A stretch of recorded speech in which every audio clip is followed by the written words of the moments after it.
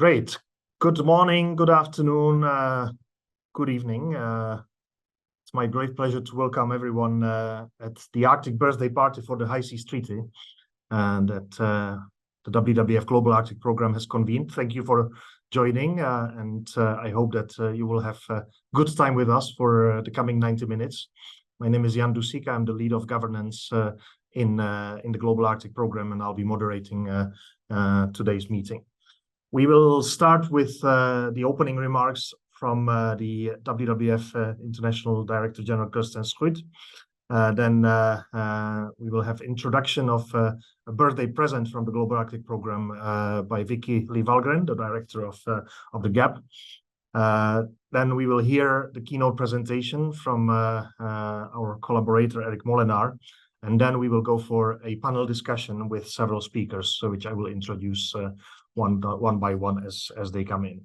And we will conclude with two things. One, the opportunity to have a Q&A session, and then there will be a surprise closure of our event at the very end.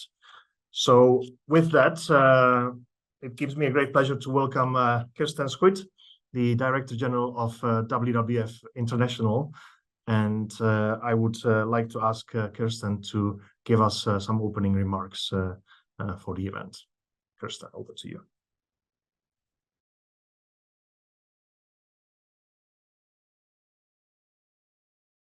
Hi, everyone, and so good to see you. Sorry, it took me a while to unmute myself, but wonderful to be part of the Arctic community. It's a place that's very close to my heart, as I know it is to many of you. And I'd like to say just a few words about the High Seas Treaty, of course, which is what we're celebrating right now with the birthday party. As you all know, it was adopted a year ago, and it's 2 decades. I wasn't aware that it took so long, 2 decades of negotiations. And I know many of you and many of the other WWF colleagues have been involved in that. But of course, it's a massively historic milestone, because this is a treaty that goes beyond national jurisdiction and focuses on marine biodiversity. And it effectively protects high seas, which is more than 60% of the world's oceans. So you can imagine how important this treaty is, especially for the world's oceans. And it does it by focusing on networks of marine protected areas, environmental impact assessments, but also equitable sharing of marine genetic resources, which of course is so hugely important. What I really like about the treaty is that it binds together different institutions that have mandates related to biodiversity beyond national jurisdiction. And so it focuses on bringing all these different stakeholders together, including how Indigenous people and local communities must be consulted, which of course is so incredibly important. The treaty calls for management plans for all marine protected areas, but also will help us identify some of the key effects, negative effects that take place in the oceans, including activities like shipping, like cable laying, industrial fishing, but also other activities that exploit the ocean ecosystems that we know. Now, for the treaty to become operational, we need 60 ratifications. And if I understand correctly, today we only have 7. So we're very far removed from getting from 7 to 60. And so WWF calls on all countries to advance their ratification processes. And we really would like to get over the 60 threshold by June 2025, which is when we'll be holding the 3rd UN Oceans Conference. And it would be wonderful if by then, so that's in a year's time, we can have the treaty enter into force. Now, given the importance for the Arctic, which is the community, of course, that we're gathering here today, we really hope to see all of the Arctic countries willing to bring this treaty to life. It's incredibly important for the 30 by 30 target of the Global Biodiversity Framework. It's very important for SDG 14. And so, you know, WWF stands ready to support all countries, including all the Arctic countries, to make sure that this becomes a reality in a year's time. So today we're bringing together, of course, the representatives of key Arctic institutions to launch an effort for connecting a very dispersed governance framework for the Arctic under the treaty. And in order to do so, we really would welcome an open mindset and a constructive participation of all participants involved, because we know that in the past, joint stewardship of the Arctic can unite the Arctic countries. including indigenous people and governments and other stakeholders of the Arctic. And we really would welcome that we can embrace this again today, that it's not something that only worked in the past, but we can do this again moving forward, because we all know that only by working together, by coming together, we can actually feel that urgency and implement the urgency about acting now.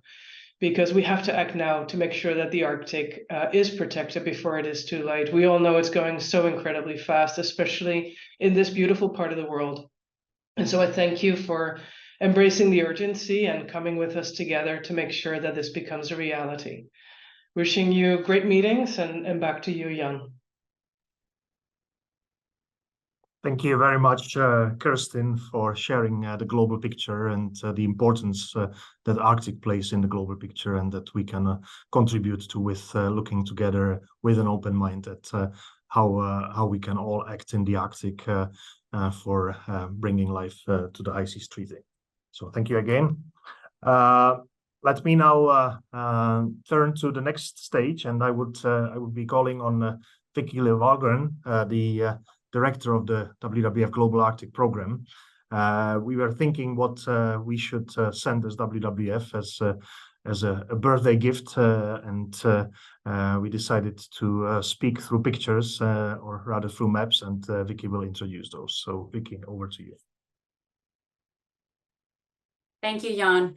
And good morning, good afternoon, everybody. Thank you so much for joining us at this little birthday party that we have.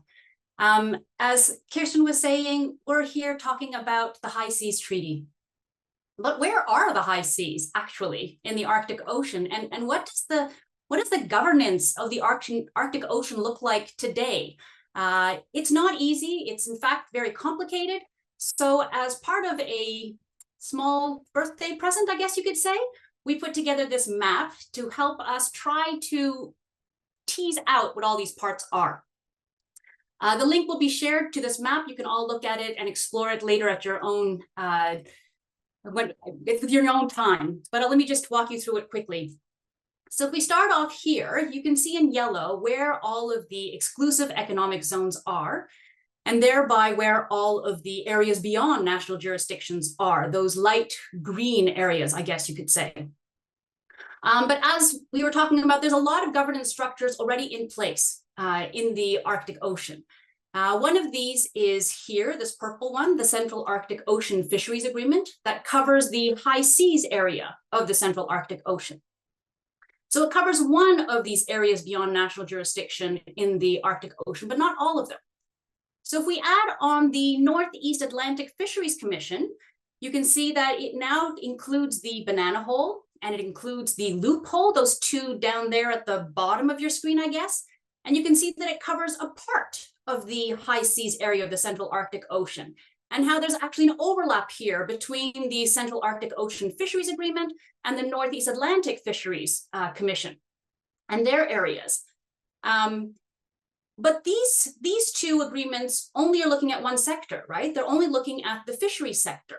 So if we broaden things a little bit and we include OSPAR, that's talking about the protection of the marine environment in the Northeast Atlantic, you can see that that covers the same area essentially as the Northeast Atlantic Fisheries Commission. But all of these three that I've talked about so far are all following administrative boundaries, political boundaries. And as we all know, nature does not follow those boundaries. So if we look at it from a nature perspective, you could look at it like this, looking at these large marine ecosystems. These are distinct biological features and put together at a scale that's relevant for marine conservation purposes. And you can see how many of these LMEs, as they're called, include both areas within exclusive economic zones and high seas. If you wanted to be talking about monitoring and biodiversity policy and monitoring, then maybe the definition of the Arctic that CAF, the Conservation of Arctic Fauna and Flora Working Group, defines could be relevant here. The IMO also has its definition of Arctic waters in the Polar Code, this red line here, and you can see how the Polar Code does not include all of the areas that are in CAF's definition of Arctic waters, and it leaves out some of the large marine ecosystems as well. But since the High Seas Treaty is very much about protecting and creating marine protected areas, we wanted to also share this map, which shows the areas of priority areas of conservation that WWF helped put together through a map that we call ArcNet. And it can be a blueprint of what a network of marine protected areas across the Arctic Ocean could look like. So this to show you just a little bit what it looks like in the Arctic Ocean with all these different parts. Excellent. Thank you very much, Vicky, for showing it. You will get the link to this in a second in the chat, and this will be available as an interactive map that you can use into the future. Let me now move to our keynote presenter. Erik Molenaar has been collaborating with WWF for a long time. He's a scholar in Arctic environmental law, and he's the deputy director of the Netherlands Institute for the Law of the Sea, and he's teaching at the Utrecht University and in the Utrecht Center for Water, Oceans and Sustainability Law. So I would hand it over to Erik to share with us his initial thoughts. Before doing that, all the participants will have an opportunity to pose questions to all the speakers. You can do so in the Q&A function. If you want to pose questions to a specific speaker, you can indicate that, and we will get to the answers together after everyone has spoken in the final part of our session. So with that, I'm handing it over to Erik, please. Thank you so much, Jan. Good morning, afternoon, evening, everyone. So I've been asked to give a very short introduction to the High Seas Treaty in the Arctic, and this introduction is based on a report titled The High Seas Treaty, Implications and Opportunities for the Arctic, that I've drafted for WWF Global Arctic Programme during the last months. And this report will be released next Wednesday. Next slide, Vicky. And so in this very short presentation, about 10 minutes, I will give an introduction, focus on the treaty's application in the Arctic, its 4 substantive parts, the not undermining clause, and then a focus on area-based measures in Arctic areas beyond national jurisdiction. Next slides, please. The High Seas Treaty is an important new addition to the intergovernmental architecture for the governance of the world's seas and oceans. It has the potential of significantly enhancing the conservation and sustainable use of marine biodiversity worldwide. This treaty is the 3rd so-called implementing agreement under the UNCLOS, the 1982 United Nations Convention on the Law of the Sea. It focuses on the conservation and sustainable use of marine biodiversity in areas beyond national jurisdiction, or ABNJ. It addresses various gaps and shortcomings in the UNCLOS and the Law of the Sea more generally, particularly in light of the deteriorating status of marine biodiversity and ecosystems worldwide. The climate crisis is among the main causes and drivers of this deterioration, and its impacts are especially pronounced in the Arctic. The treaty will enter into force once 60 states have formally adhered to it through ratification or otherwise. As of today, 7 states have done this. None of the 8 Arctic states are among these, but all of them, except Russia, have signed the treaty. And it's at the moment, the Arctic 7 are preparing to become parties to the treaty. Next slide, please. So the treaty applies only to ABNJ. As most of you will know, ABNJ consists of the high seas, which is the water column beyond exclusive economic zones, and the international seabed, or the so-called area, which is the seabed beyond continental shelves. And in the Arctic, and as Vicky has shown in the map, there are 4 pockets or enclaves of high seas, and probably 1 pocket of the area. The 4 high seas pockets are the so-called banana hole in the Norwegian Sea, the so-called loophole in the Barents Sea, the so-called donut hole in the central Bering Sea, and the high seas portion of the Central Arctic Ocean.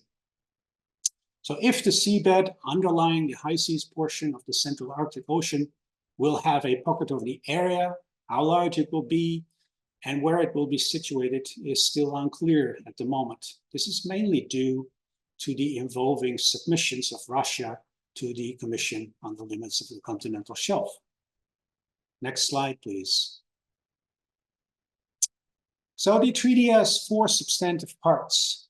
So part 2, which is on marine genetic resources, including the fair and equitable sharing of benefits. Part 3, measures such as area-based management tools, or ABMTs, including marine protected areas, MPAs. And then part 4, environmental impact assessments, or EIAs. And part 5, capacity building and the transfer of marine technology. These 4 parts form a so-called package deal between developed states, which are or were mainly interested in parts 3 and 4, and developing states, which are primarily interested in parts 2 and 5. Part 3 provides a concrete new tool that can contribute to achieving Target 3 of the 2022 Kunming-Montreal Global Biodiversity Framework to establish protected and conserved areas on 30% of land and sea by 2030. Next slide, please. So it's important to emphasize that the treaty's 4 substantive parts do not comprehensively govern all human activities in or impacts on areas beyond national jurisdiction. For instance, parts 3 and 4 deal only with all human activities through the tools of ABMTs, MPAs, and EIAs.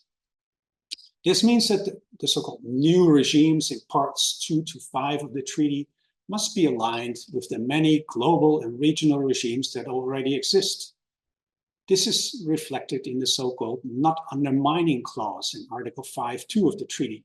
This provision is operationalized further in other parts. The text of Article 5.2 is shown on the screen. As you will see by the underlined text, it has both a negative and a positive component. So it stipulates that a treaty must not undermine relevant legal instruments and frameworks and relevant global, regional, sub-regional, and sectoral bodies, or IFBs, and must at the same time promote coherence and coordination with those IFBs. It remains unclear what qualifies as an IFB and what does not. This lack of clarity is particularly relevant for the Arctic Council, which is a high-level intergovernmental forum established by a non-legally binding declaration, the 1996 Ottawa Declaration. As is well known, the Arctic Council currently does not have the competence to adopt decisions that impose legally binding obligations on its members. However, rather than having to qualify as an IFB under the High Seas Treaty as such or as a whole, a body can also qualify as an IFB for certain roles under the treaty, but not for other roles. This applies directly to the Arctic Council, and that will be emphasized later. Next slide, please.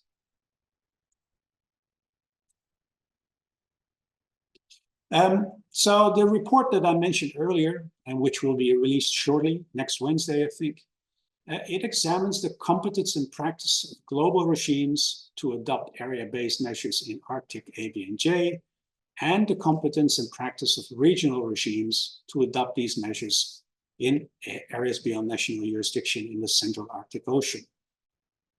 This is done in the context of Article 22 of the High Seas Treaty. This provision operationalizes the not undermining clause in relation to area-based measures. The underlying intention of Article 22 seems to be that the treaty's conference of the parties, so the COP, must only refrain from adopting legally binding measures in case IFBs also have such competence, and not if IFBs can merely adopt non-legally binding measures. Of the global regimes examined in relation to Arctic ABNJ, only the International Maritime Organization, the International Seabed Authority, and the International Whaling Commission have the competence to adopt area-based measures in ABNJ that impose legally binding restrictions on human activities. However, neither has exercised that competence in Arctic ABNJ so far. So the report also examines 4 regional regimes and their competence and practice to adopt area-based measures in areas beyond national jurisdiction. In these there are too many acronyms in this presentation. So it focuses on the Arctic Council, the Central Arctic Ocean Fisheries Agreement, the Northeast Atlantic Fisheries Commission, and the OSPAR Provision. All of them, except the Arctic Council, have competence to adopt area-based measures that impose legally binding restrictions on human activities.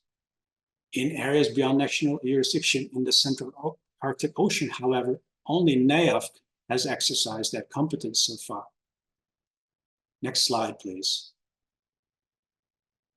So this state of play reveals significant opportunities to make full use of the competence of these global and regional regimes to adopt area-based measures in Arctic ABNJ. Initiatives to achieve this should be developed now, not only after the treaty has entered into force. In parallel with the preparatory work on procedural and institutional matters that will soon be undertaken by the treaty's preparatory commission, initiatives should aim at anticipatory implementation of the treaty on substantive matters.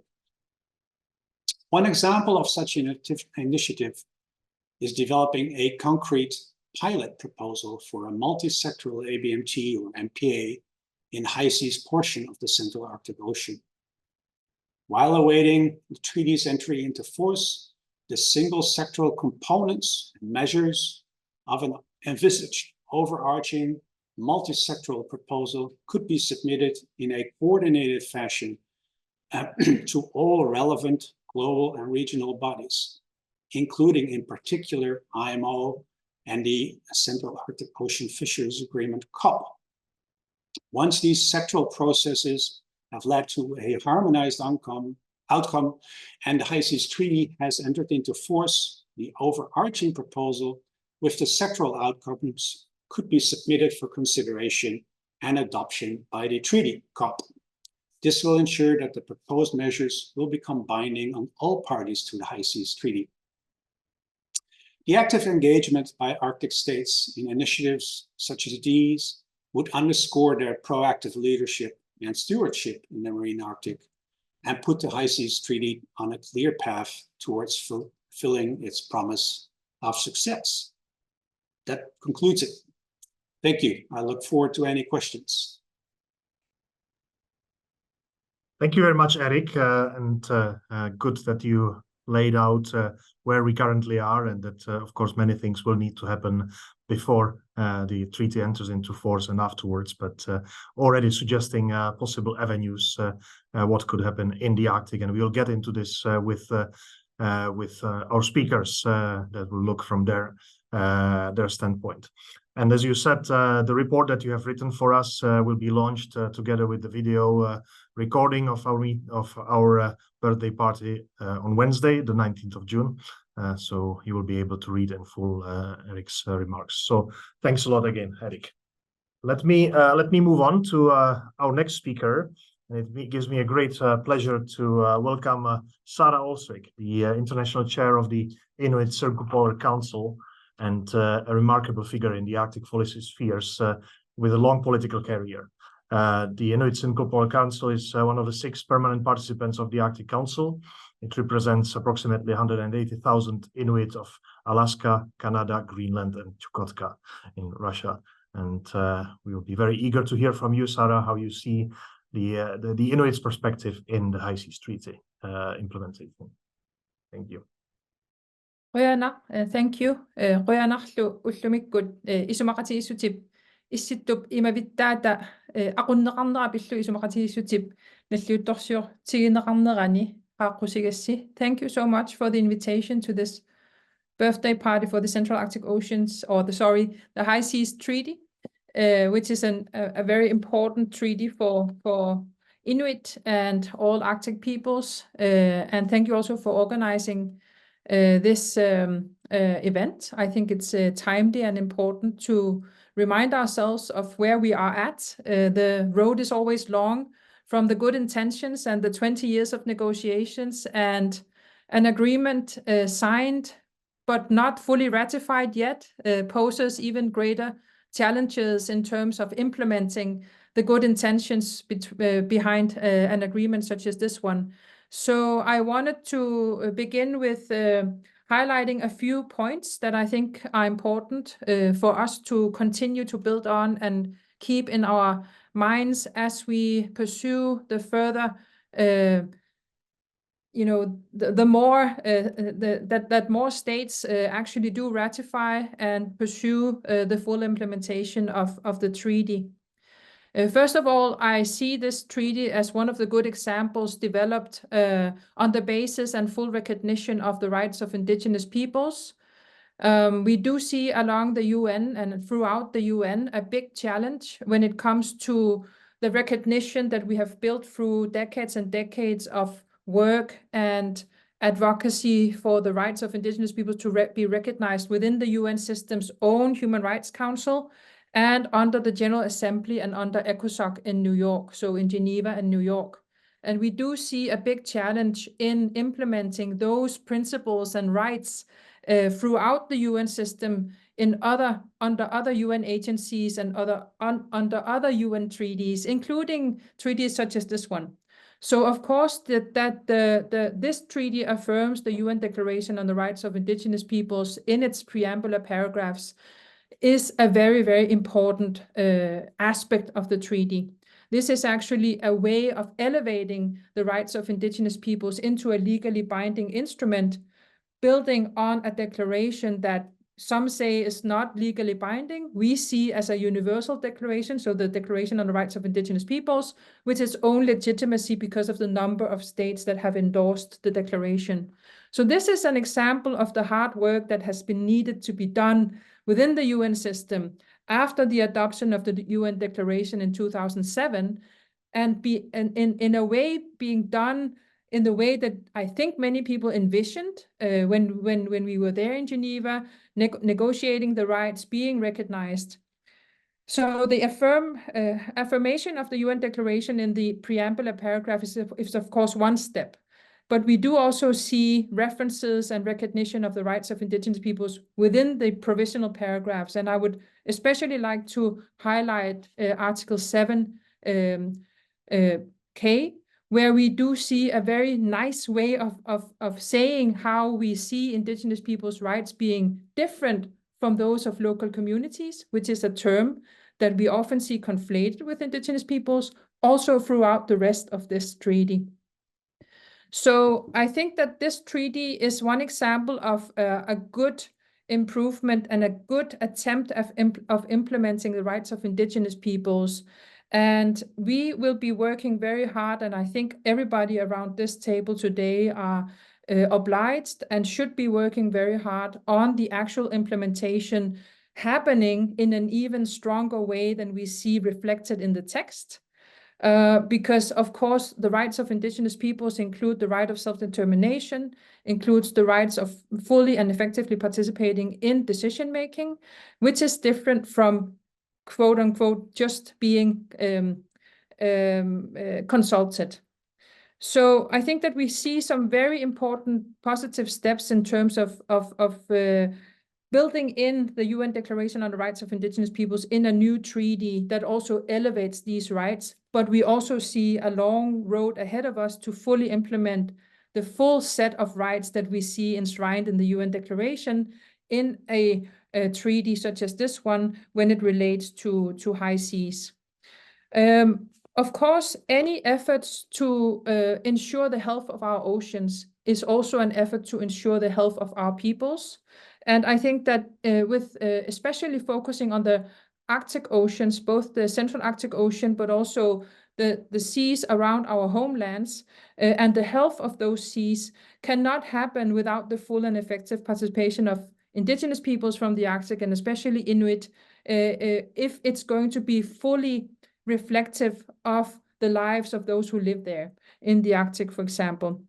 So this is also a good opportunity to take steps to further protect and further safeguard the health of our oceans, and thereby also safeguard and protect the health of our peoples. With that said, I think it's also important that we continue to remember that indigenous peoples of the Arctic and Inuit are here, and we have been here for millennia, and we have developed our societies and peoples for millennia, and will continue to do so.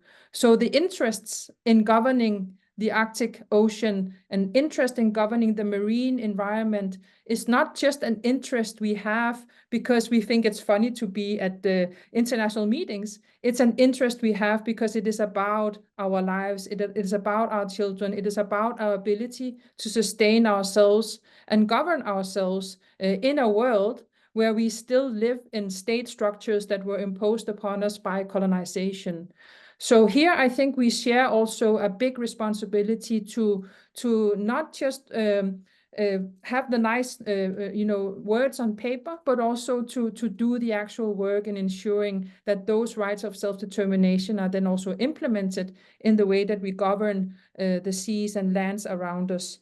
And also that we challenge the state-based system and challenge it in terms of being sure to implement and be able to accommodate those peoples that are not structured within states as peoples, such as indigenous peoples, but also the self-governing nations around the Arctic, such as Greenland and other self-governing nations.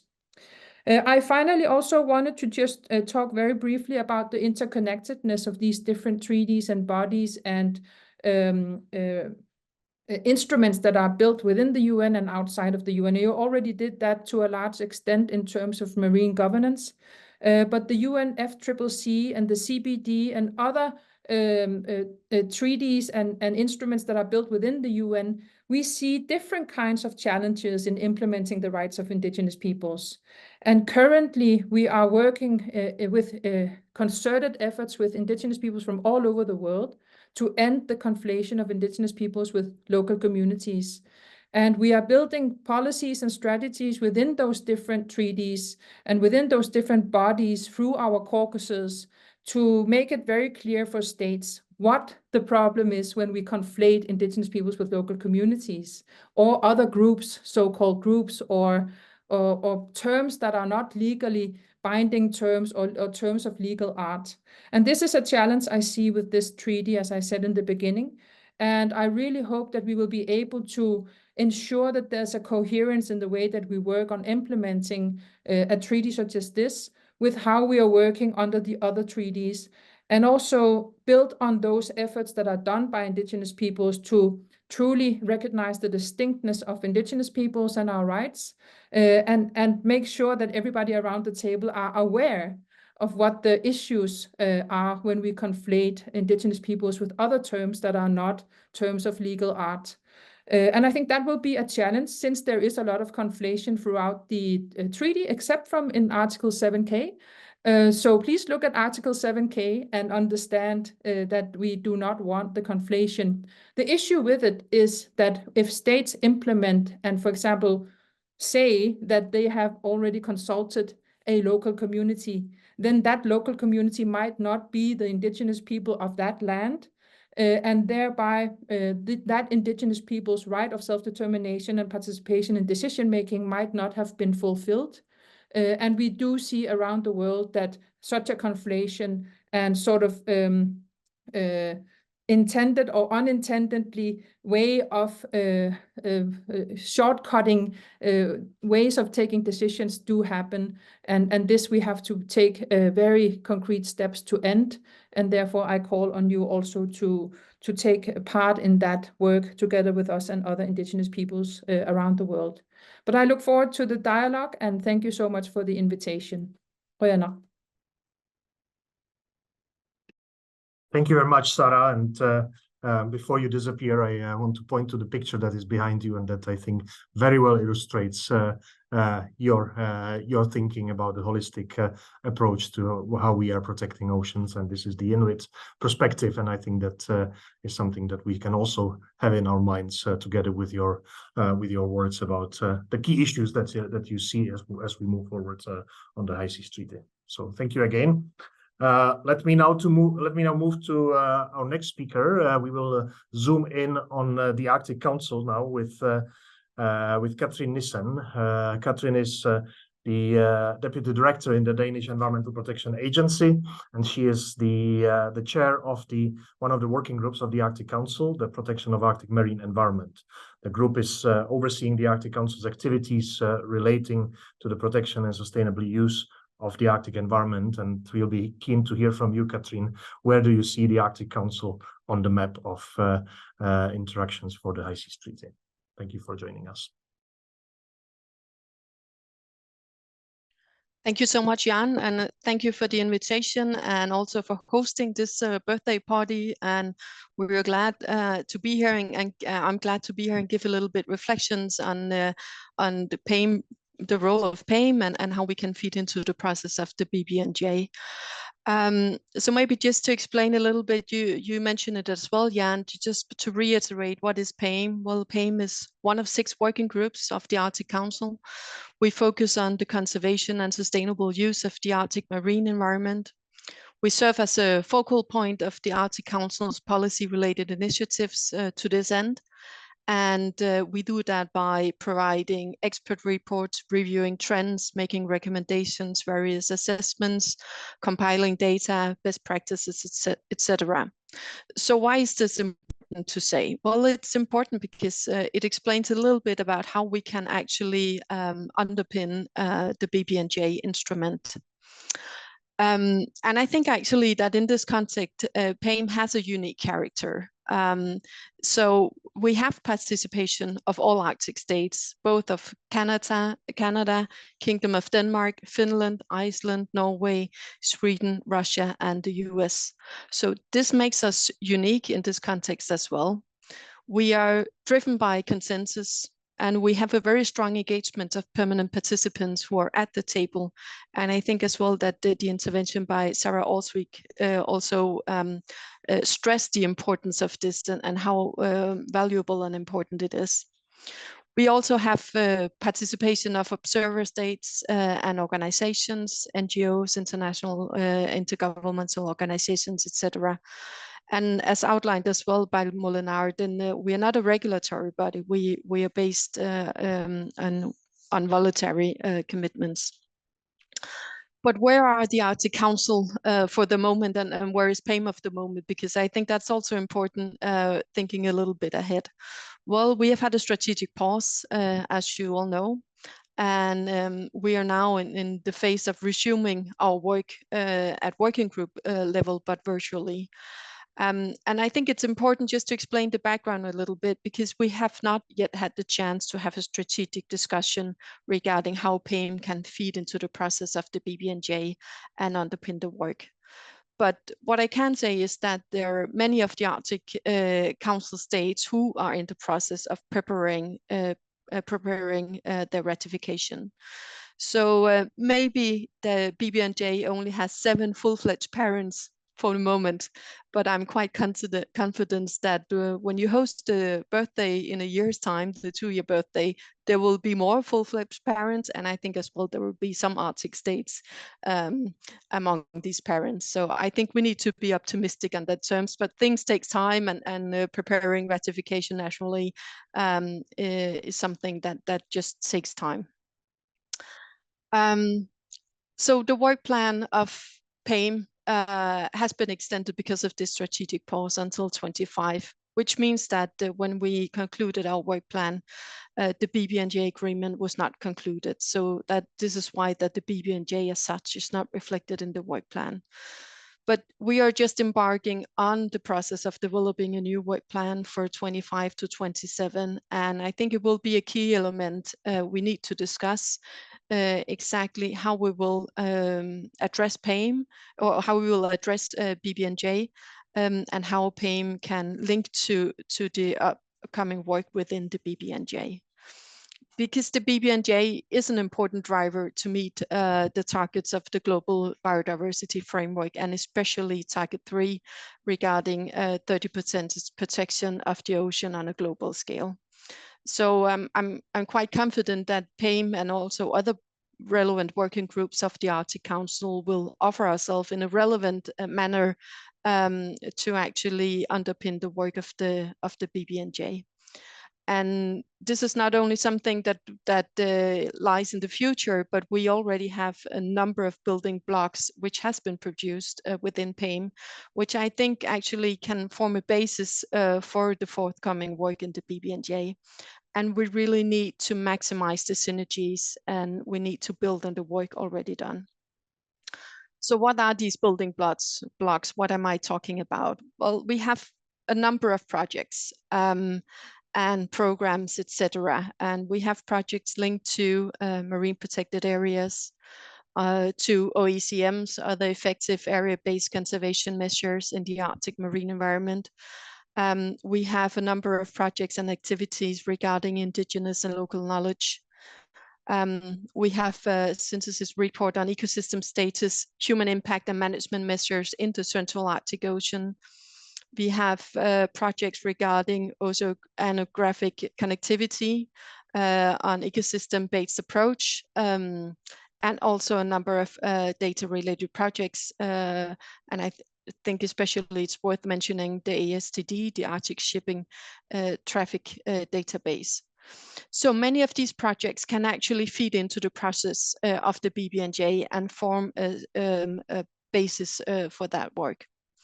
So looking a little bit ahead on the role of PAIM within the context of the BBNJ and how we can feed into the process, I think I want to reiterate that we have a unique point of departure in PAIM because we have a structured dialogue with all relevant partners, including Arctic states, permanent participants, observers, etc. Although we cannot adopt regulatory binding instruments, we have a strong role which we can play as facilitators, and we can bring different actors together and develop necessary assessments, synthesizing scientific data, and including indigenous and local knowledge, etc. So I really think that we, by developing these building blocks and both making use of the existing one, but also developing new ones, that we can bring this work to the table of the BBNJ, and that can serve as a basis for further discussion within the BBNJ. And by this, we can make optimal use of our efforts. So, I mean, I think it's still early days. It's a small baby. It's only 1 year old. And I think when you look at babies, just in general, I mean, it's also always very interesting to learn how will they develop, which kind of grown-ups will they be, what competences, what personalities, etc. And I think we all very curious, and we all want to facilitate the development of the BBNJ. So I think we in PAIM as well, we can't wait until the baby takes the first step and we can see what kind of personality the BBNJ will have. So thank you. Thank you very much, Catherine. And yes, now we have 7 parents, and I would too hope that in 1 year from now there will be many more. And of course, as with babies, it is very important how the parents can help them in the initial years. So I hope that the many parents who come with good intentions will be able to help a fruitful life of what is today almost a 1-year-old baby. Thank you again for all participants. If you wish to pose any questions to any of the speakers, you can do so in the Q&A function. And let me now move to our next speaker. We will be moving from the Arctic Council to a broader constituency with more parties, and that is the OSPAR. Dominic Pattinson is the Executive Secretary and the head of the OSPAR Secretariat. The OSPAR was established in 2022. OSPAR established the Arctic Outcomes Working Group that should deliver the Arctic Outcomes Roadmap, which should guide the OSPAR's work to protect the marine environment in the Arctic area of the OSPAR maritime area. And we will be keen to hear from you, Dominic, where OSPAR stands at the moment and how it can be one of the parents for the High Seas Treaty. Over to you. Yeah, thank you very much, Jan, and thank you for inviting me to the birthday party. I'm very pleased with my present. I love maps. I spent ages mucking about with that map already. So yeah, you've got one very happy participant already. I love all the analogies to babies and parents and things. I see the agreement as already a teenager. It's taken 20 years. It's either had a very long pregnancy or it's already been sort of hanging around for 20 years and is ready to break free. And more seriously, I think we're at a really important stage of the BBNJ agreement and the process of how that will be implemented in the future. I think we've already heard, and really pleased to have heard, that people are already thinking that we should be preparing for that implementation for when we have the full ratification of the agreement. So, but just to step back a bit. So just as you said, I'm Dominic Pattinson. I'm the Executive Secretary at OSPAR, which is the Commission for the Protection of the Marine Environment of the North East Atlantic. I'm going to be speaking, I think, as Katrine said, it is still early days for countries in terms of the implementation agreement. So I'm going to be speaking from a largely personal perspective. I don't think OSPAR contracting parties have a formally agreed common position, other than to say that they all really welcome the adoption of the BBNJ agreement and they are all working for its rapid implementation. And that it aligns well with OSPAR's existing mandate. So I think we kind of saw this as a kind of a big brother, big sister to the OSPAR convention. Just for those that don't know OSPAR, we're a regional sea convention.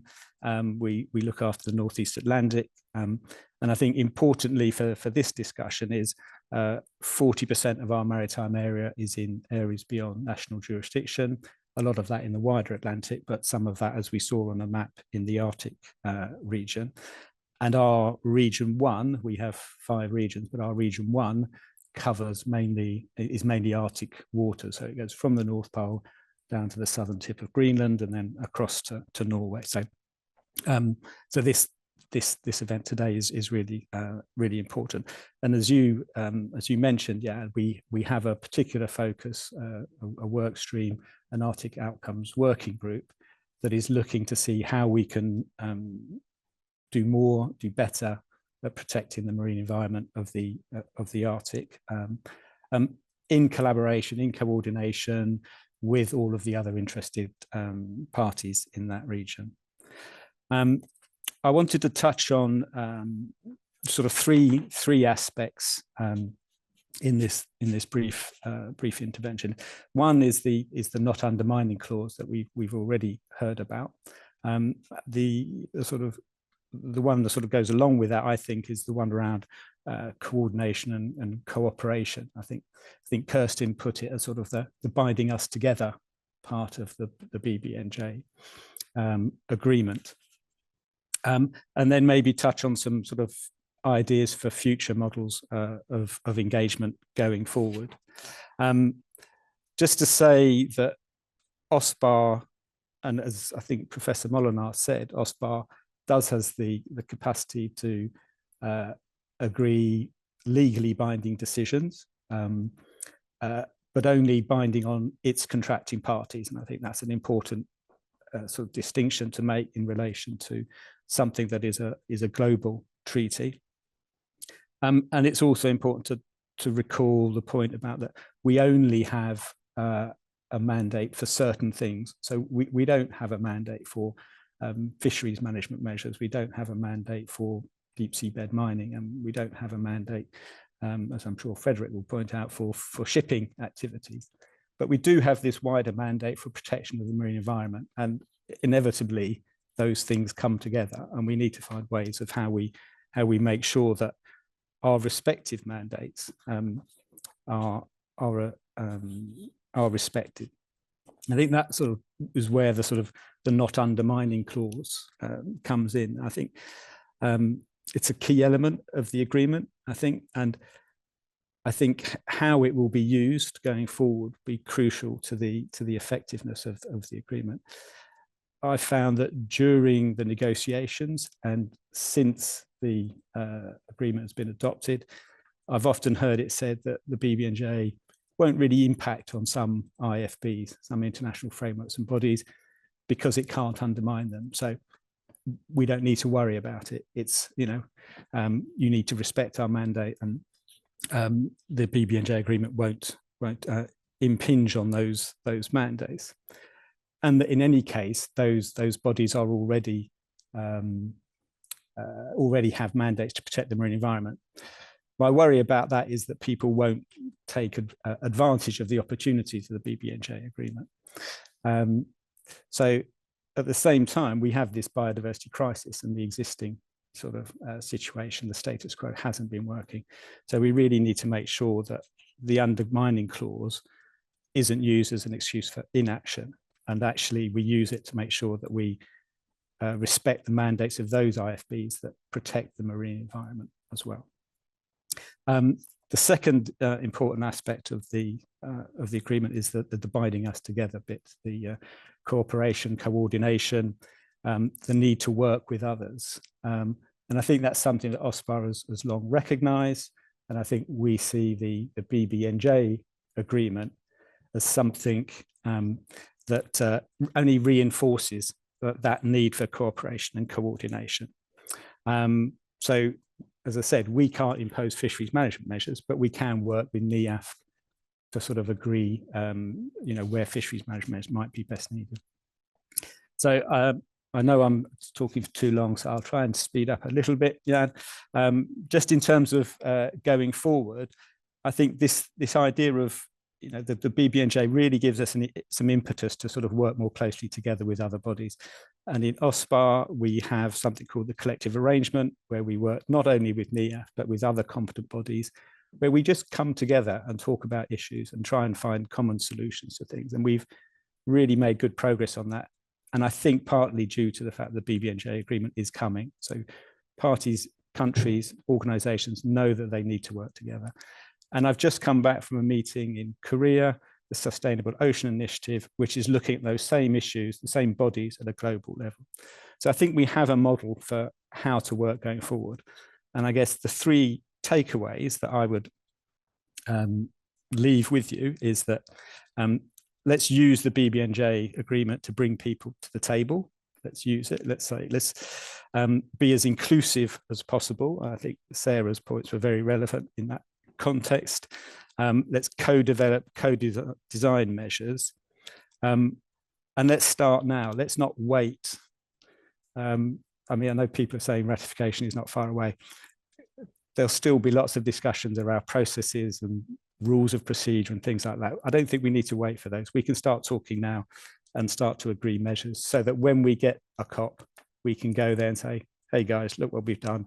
We all agree it. Can you give us the cherry on the cake and give us a BBNJ agreement? Thank you very much. Sorry if I went on too long. Thanks a lot, Dominic. I think that that was helpful thoughts, including your summary of the 3 points.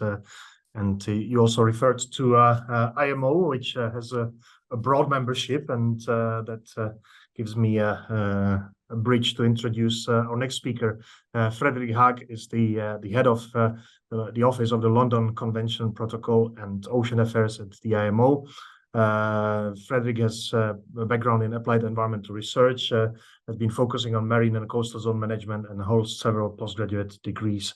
And he has been deeply involved in the UN 2030 SDGs and the BBNJ negotiations. So Frederik, welcome, and we are very happy to hear your perspective from the IMO. Over to you.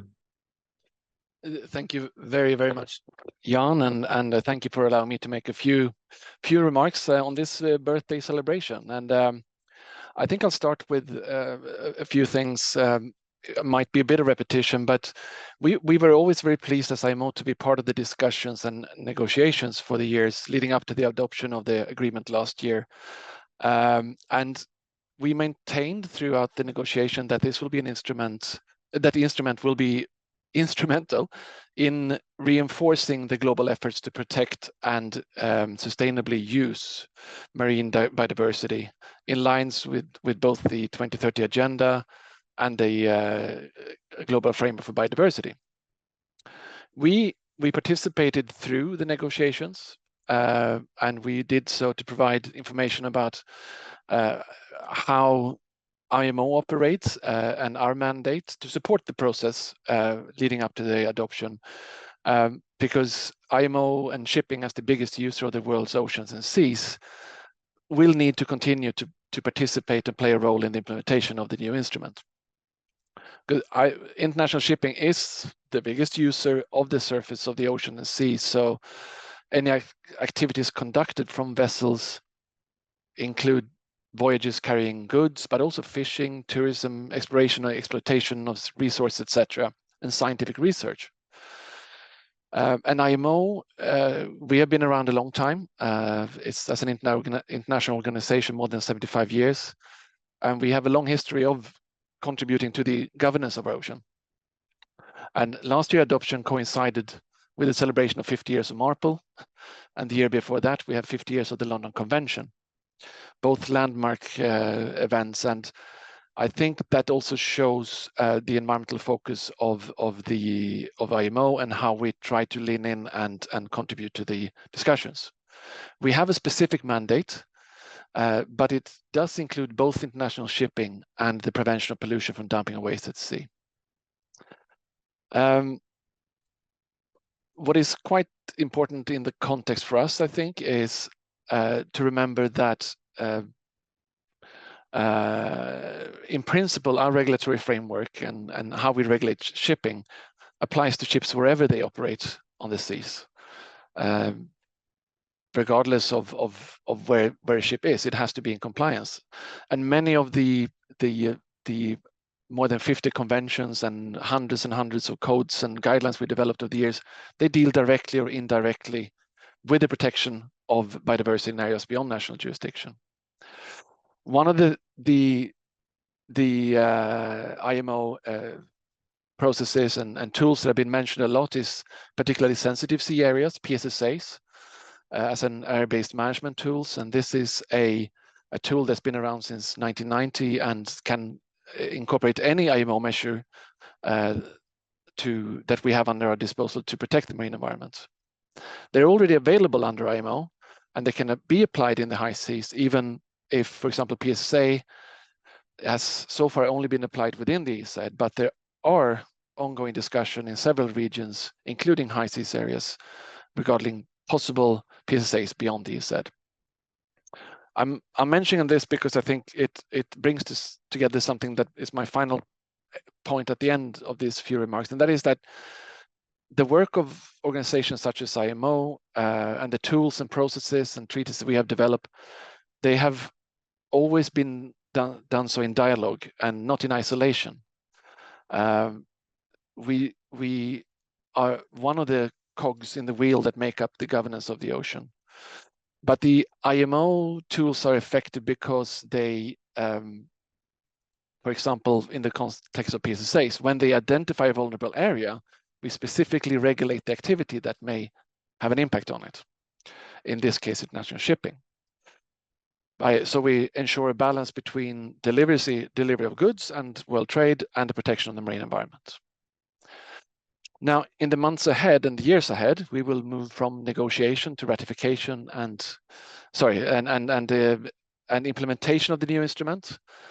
And as IMO, we will continue taking part in all the preparatory processes for the implementation and preparing for the entry into force.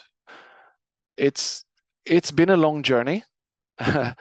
Some of us have been part of it. I haven't been part of the whole journey, but a chunk of it. And I think what we now still need to do is understanding how this will work in practice. And I think it's something like the events today and processes of dialogue and communication like we're doing today they will continue to be crucial, because we do need to understand each other and lay the framework of the ground firmly for how we apply this new agreement. And only by understanding each other better can we assure that the agreement will work in practice. And as I mentioned, these cogs, they do need to smoothly fit into each other and build on each other the best way possible. I think Katrine said earlier that the agreement is still a young baby and that it's still early days. And I think that's true, but we need to continue sharing experiences. We need to continue to try to understand how the global regulatory framework applies vis-a-vis the BBNJ agreement, including on the high seas. And from IMO's side, we do have a dialogue both at the global level and the regional level with regional bodies, and of course a global national membership of member states, which will be of continuous importance when we have these discussions. And we do need to further strengthen our cooperation with all the stakeholders that will play a role in the implementation of the BBNJ agreement. We do have a lot of experience, and we have continuously shared this throughout the decades leading up to the adoption, and we will continue to do so in the preparation for the implementation. And I look forward to hearing the discussion today and continue our very good dialogue with all of you who are here to celebrate the birthday today. Thank you very much.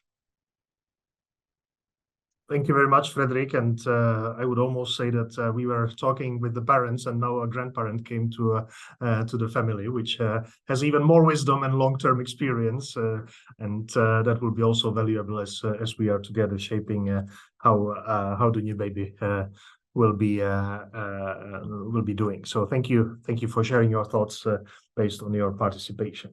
Coming from a grandparent to someone who is, I don't know if we can call a parent, but we will zoom in on one of the youngest instruments, and that's the Central Arctic Ocean Fisheries Agreement.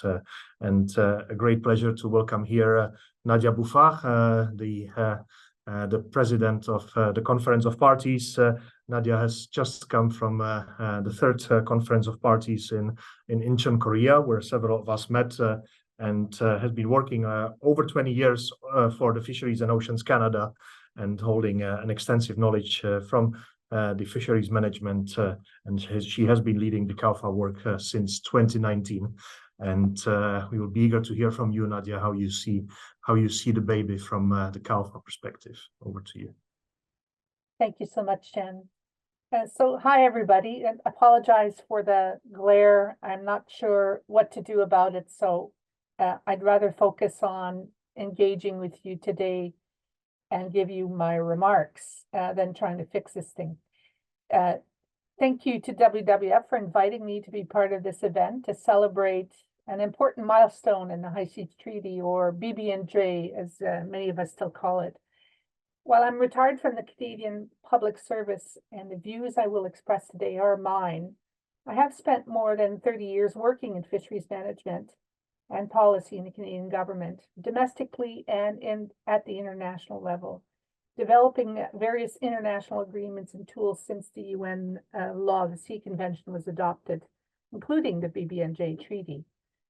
I see the BBNJ Treaty as an additional tool to help the world better manage human activities in international waters and on the seabed beyond coastal states' jurisdiction. As Erik and others have done, I think it's important to highlight the various clauses in the treaty that require its parties not to undermine existing applicable regimes. I see the usefulness of BBNJ, especially to address gaps that currently exist in these areas where existing regimes do not have the tools to protect or conserve biodiversity, and where there are regimes in place to manage human activities, such as fishing, and they have authority to mitigate the impacts of these activities on marine biodiversity. The BBNJ process can be helpful in working with and within these regimes to improve the protection and conservation of biodiversity. As chairperson of the Conference of the Parties to the Central Arctic Ocean Fisheries Agreement, one of my roles is to help the 10 parties implement their commitments under the agreement. The first and foremost commitment is to ensure that no unregulated fishing occur in the Central Arctic Ocean. And to effect this, the parties have agreed that they will not commercially fish in this area until, at a minimum, 2037. At that time, they can agree to extend this by 5-year increments. And if at that time there's enough fish biomass to sustain a commercial fishery in the Central Arctic Ocean, and we know that's not the case today, the parties may agree to create a regional fisheries management organization to manage such fisheries. While the Central Arctic Ocean Fisheries Agreement is focused on prohibiting one type of human activity. It does cover the entire Central Arctic Ocean high seas area. And in fact, science associated and in support of any measures go beyond the high seas portion of Central Arctic Ocean. So that's important to flag at this point. All of this, of course, in terms of the area, which will be placed in a prohibition to fish for a very long time. So I think that the CALFA agreement, which is the acronym we use, could in and of itself easily be considered as an area-based measure under the BBNJ Treaty.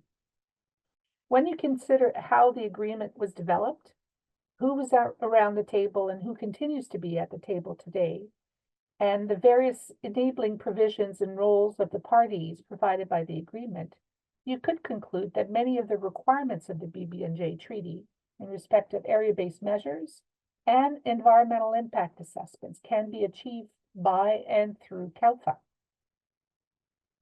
Equally important is the CALFA party's legal commitment to collect knowledge of the Central Arctic Ocean area from scientific, local, and indigenous sources to have a better sense of what impacts fishing could have in the area before fishing actually occurs. This is a textbook example of applying the precautionary approach.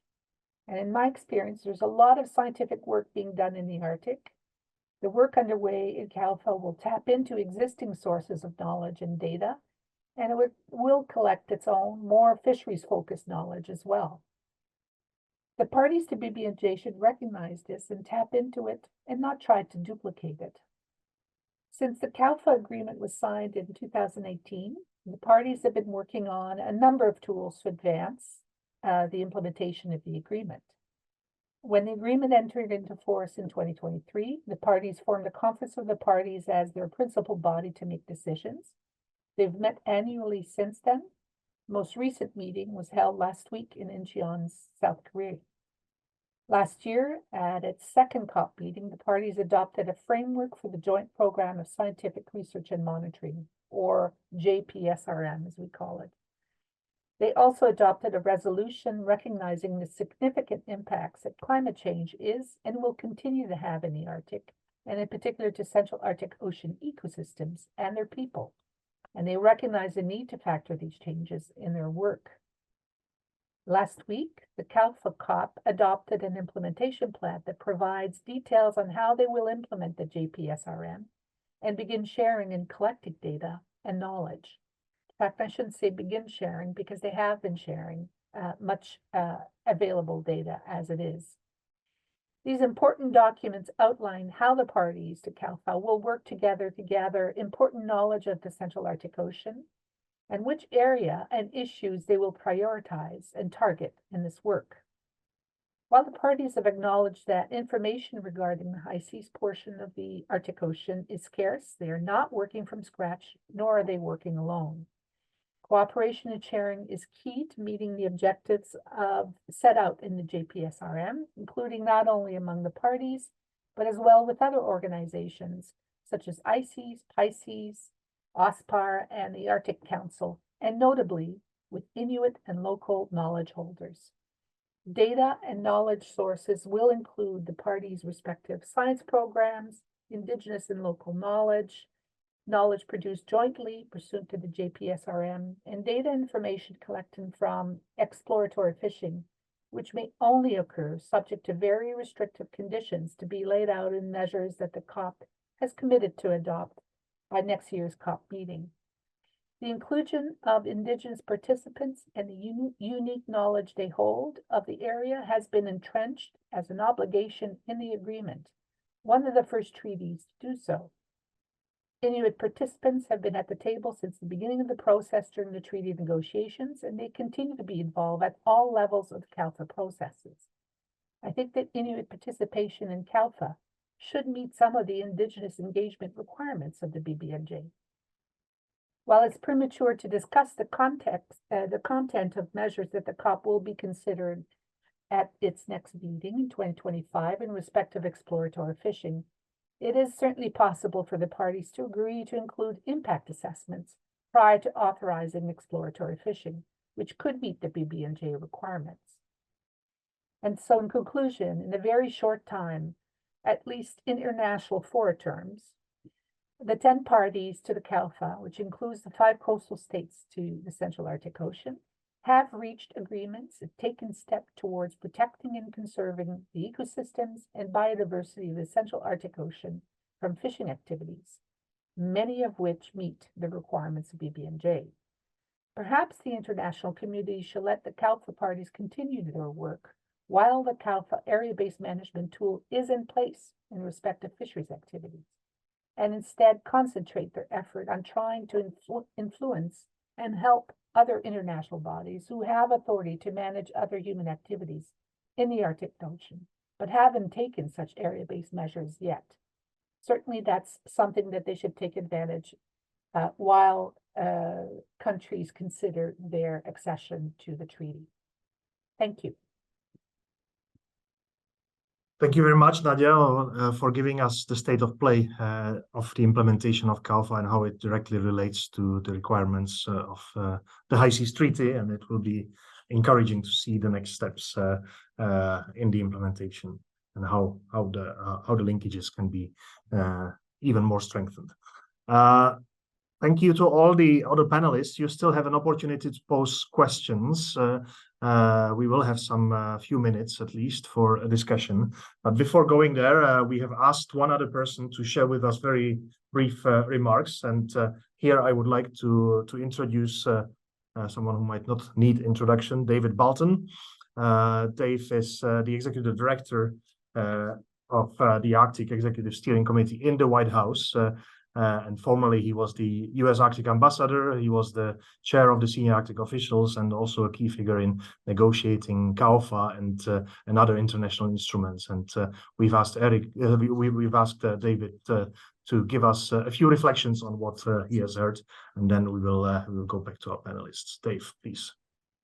Thanks very much, Jan, and thanks to WWF for organizing this event. I don't actually have that much to add to all the things that other speakers have offered. In fact, I think I just want to make one point. Picking up on what Erik Molenaar and others have said, this period of time between today and when the BBNJ agreement, yes, I still call it that too, enters into force, may be a very critical time. In an ideal world, the preparatory process would be a robust one, and that the signatories would be working together to prepare a slate of decisions that could be considered and possibly adopted at the first COP. Now, whether any such decision relating to the Arctic should rise to the top of that is not clear. There is a lot already happening in the Arctic, as we have heard. And yet it is at least worth considering whether there are gaps in Arctic governance and areas beyond national jurisdiction there that the BBNJ process can help to fill. And probably it is those organizations and states who are most concerned about the Arctic that would need to drive any such consideration during the preparatory process. Again, there may be other areas of the world's oceans beyond national jurisdiction that are more in need of protection even, but at least the Arctic should be considered in the mix. I encourage everybody involved in the Arctic to at least consider carefully that question through the preparatory process. Thanks again for inviting me to the birthday party, and hand it back to Jan. Brilliant. Thanks a lot, Dave. And indeed, engaging those who are most concerned makes a lot of sense. Let me now bring in all the panelists, and I would maybe have one question to all of you as we have listened to each and every one. And maybe building on what Dave just said about this critical period before the agreement enters into force. Obviously, there will be the global process. The preparatory committee or commission meeting is taking place next week, and that will deal with all the institutional preparations and the rules, etc. But obviously, we need to be looking at the substance.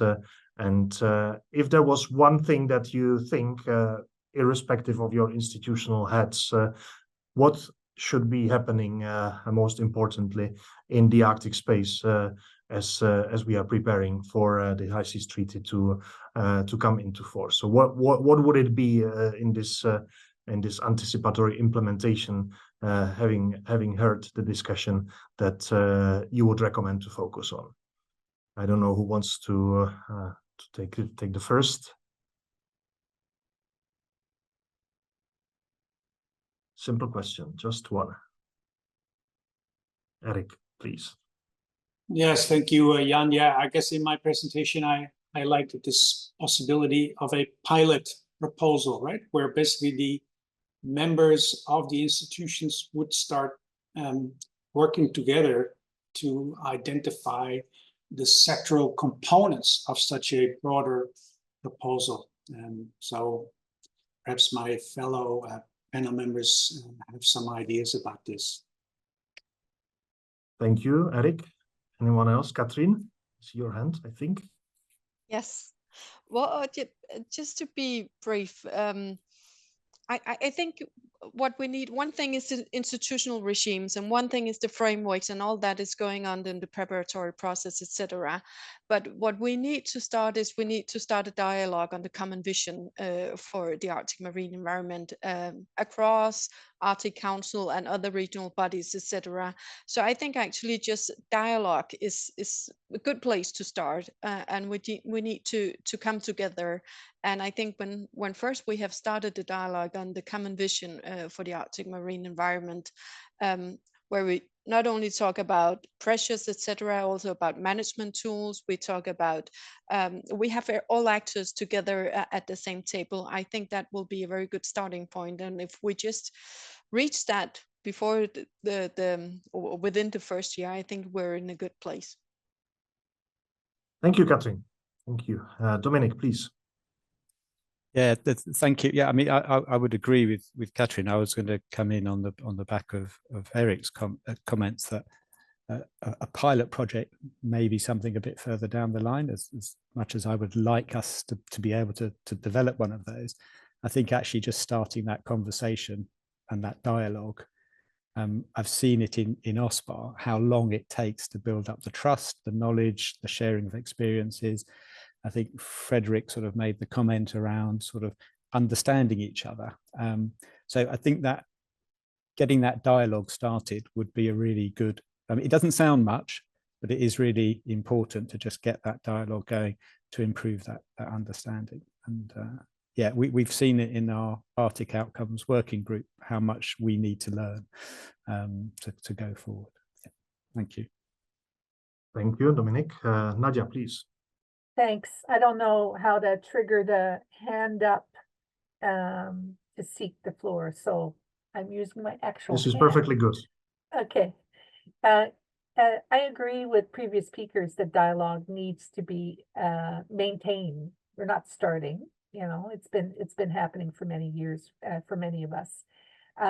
Perhaps to help in that dialogue, it would be useful to have a bit of a gap analysis. We have a text of a treaty. It would be useful to actually engage with different regimes to better understand them. I think Erik has done a good start on this, but I think a more detailed analysis of the actual gaps would help that dialogue along, and perhaps help eventually with a pilot.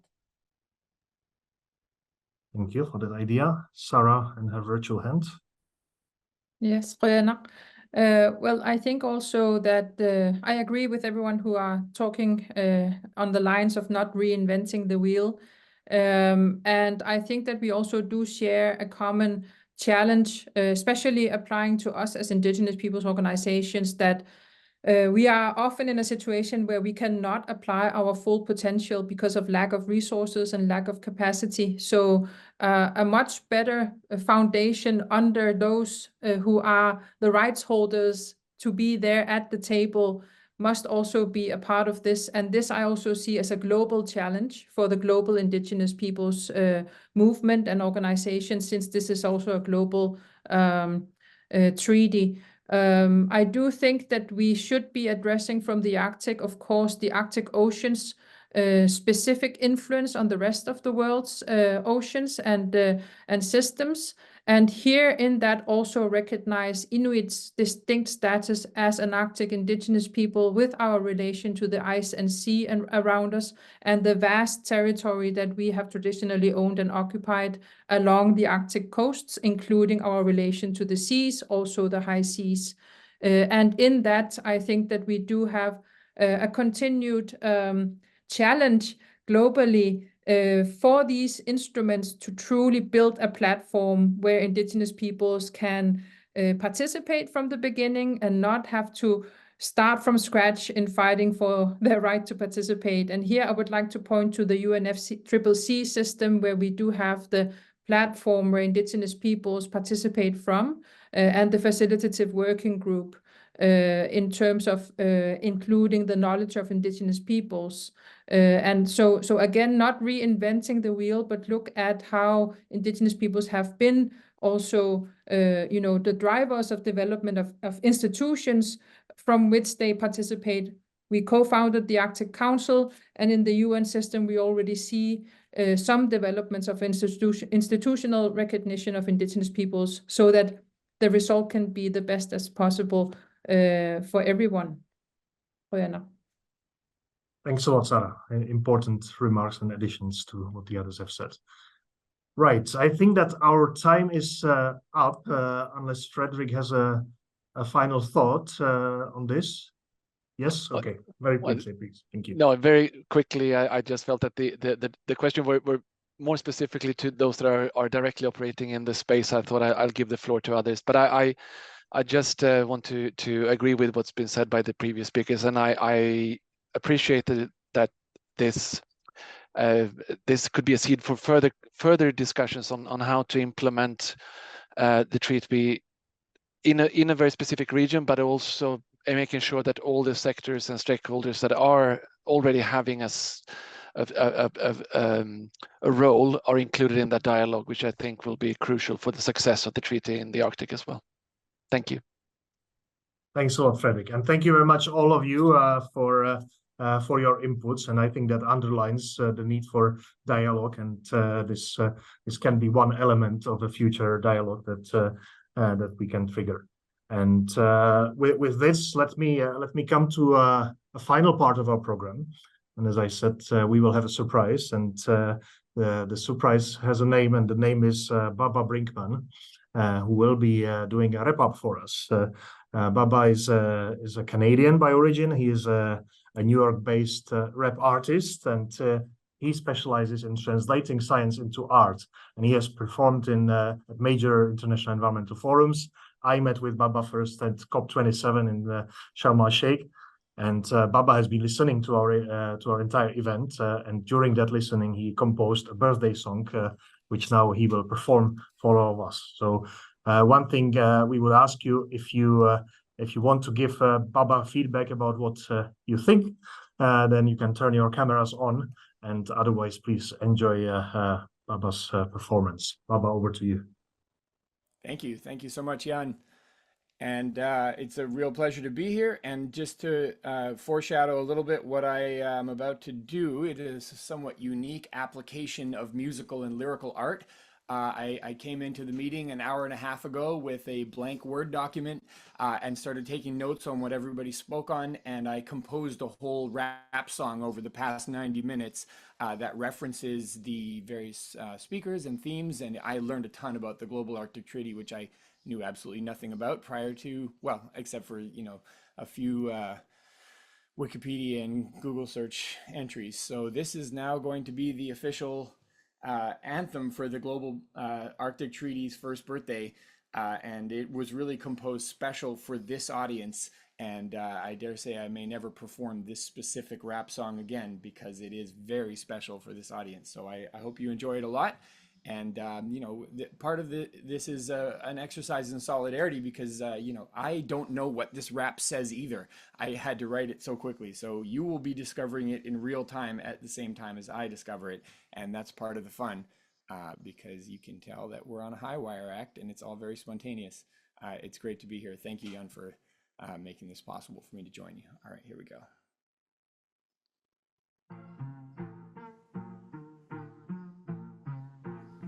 Yeah.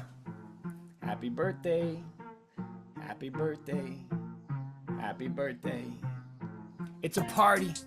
It's a birthday greeting. It's a celebration plus a public policy meeting.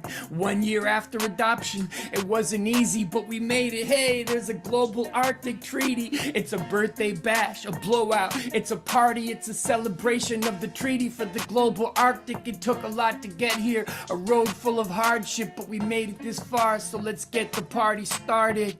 It's the BBNJ, baby, so learn the diction. Biodiversity beyond national jurisdiction. The building of an international coalition, Arctic marine protection as a global mission, and how better to celebrate that than with rap music inspired by Jan Duzik, catalyzing the movement to bring the global nations together and protect the rights of Arctic ecosystems and people. Let's get it ratified. Jan had it right. The treaty is for the Arctic. Right now it's been signed by the 7-nation army, but we need 60 ratifications, so let's do this. All the parties are called on to sign. Take it from Kirsten Stewart, it's a movement. This baby's taking its first steps. It's got 7 parents already nurturing, yes, but we gotta prepare to bring implementation action in. You heard it from Ospar, from Dominic Pattinson. The treaty is a toddler, but also a teenager. It's been around for decades. The process is being majored. The protection of marine environment should not be this hard. Ospar is not the global marine cop car. It doesn't have a mandate to cover fishing or mining.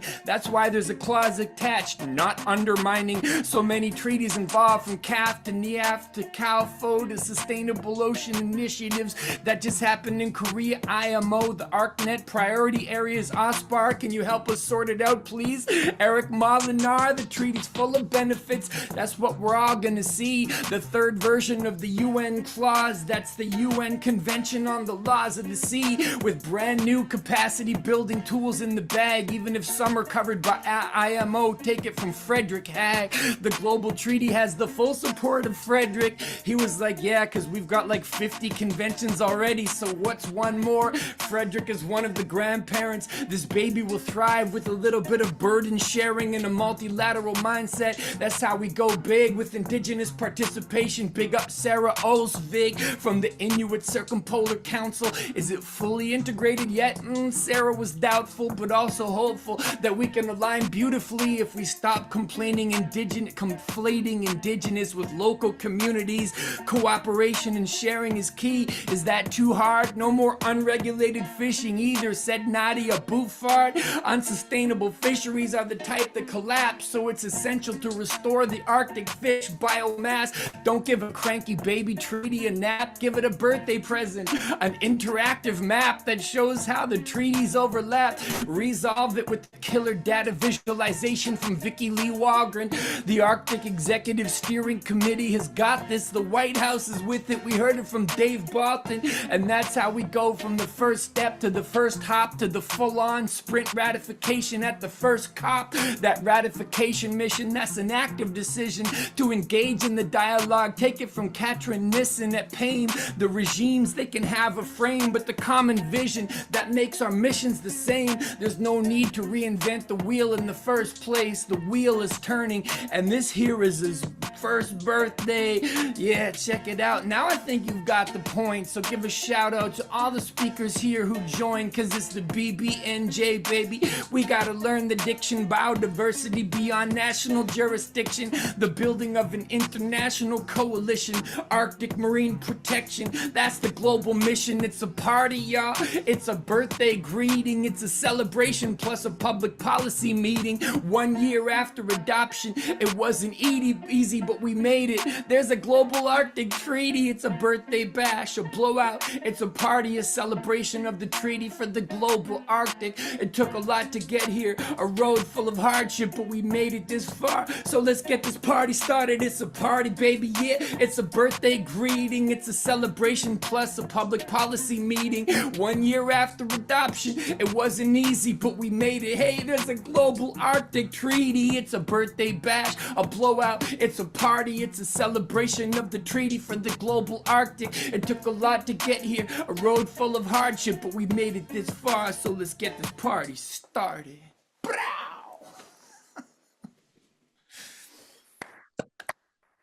Thank you. That was a lot of fun to put together. I Brilliant, learned a lot, brilliant. and we'll be making a video and sharing it so that we can show the world what was discussed here, and everyone who's participating in this important movement. So thank you. Baba, thank you very much. I think you saw a lot of white smiling faces, and it was a much better wrap up than any one of us would probably do. And I think that it has the inspiration for us all as we are paving the way. So I think that if we will remember this song that you just composed on the spot, that will make it easier to achieve what we want to. So thank you very much, everyone, for participation. You will see the recording, the song, the maps, and Erik's presentation coming out on Wednesday. And stay tuned for the continuation for